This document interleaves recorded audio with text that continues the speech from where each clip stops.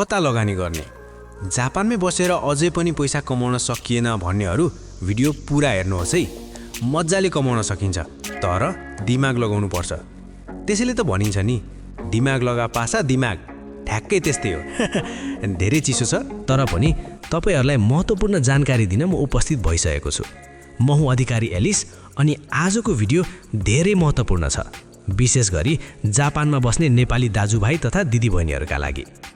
हामी मध्ये धेरै जसो जापान आउँदा एउटै सोच लिएर आउँछौँ, काम गर्ने, घरतिर पैसा पठाउने, फेरि अर्को महिना काम गर्ने, फेरि पैसा पठाउने। हामीलाई लाग्छ यही नै तरिका हो, तर साथीहरू त्यो मात्र तरिका बिल्कुल होइन। हाम्रो आम्दानीलाई हामीले धेरै क्षेत्रमा लगानी गर्न सक्छौँ।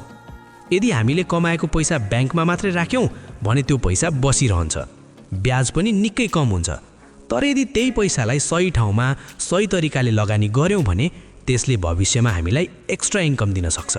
धेरैले मलाई सोध्नु भएको थियो, जापान र अमेरिकाको शेयर बजारमा कसरी लगानी गर्ने? साथीहरू, त्यसका लागि सबैभन्दा पहिला चाहिन्छ एउटा ब्रोकर अकाउन्ट।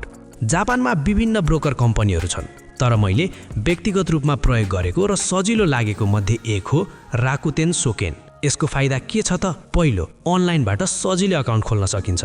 दोस्रो, जापानिज र अमेरिकी शेयर दुवै किन्न सकिन्छ, अकाउन्ट खोल्न मिल्छ जसले ट्याक्स फाइदा दिन्छ। चौथो, राकुतेन पोइन्ट सिस्टमसँग जोड्न सकिन्छ। मैले राकुतेन सोकेनको अकाउन्ट कसरी खोल्ने भनेर स्टेप बाई स्टेप भिडियो नेपारू युट्युबमा राखिसकेको छु। कृपया त्यो भिडियो हेरेर मात्रै अकाउन्ट खोल्नु होला। तपाईलाई मनपर्ने अन्य ब्रोकर पनि बनाउन सक्नुहुन्छ, युट्युबमा धेरै ट्युटोरियलहरू उपलब्ध छन्। अर्को महत्त्वपूर्ण कुरा, अकाउन्ट बनाइसकेपछि आफ्नो जिम्मेवारीमा स्टक बुझेर मात्रै किन्नु होला। इन्भेस्टमेन्ट भनेको जुवा होइन, रिस्क हुन्छ, मार्केट माथि तल जान्छ। त्यसैले आफ्नो जिम्मेवारीमा बुझेर सिकेर मात्रै लगानी गर्नु होला। कुन कम्पनी के गर्छ, उसको भविष्य कस्तो छ, लङ टर्म सोच छ कि छैन, यी कुरा बुझेर मात्रै कदम चाल्नुहोस्। तर यदि हामीले सही तरिकाले सिक्यौँ भने जापानमै बसेर आफ्नो स्यालेरी बाहेक पनि अर्को इन्कम सोर्स बनाउन सकिन्छ। हामी काम घर मात्रै सोचेर सीमित हुनु पर्दैन। हाम्रो आम्दानीलाई हामीले काम लगाउन सक्छौँ, पैसाले पनि हाम्रो लागि काम गर्न सक्छ।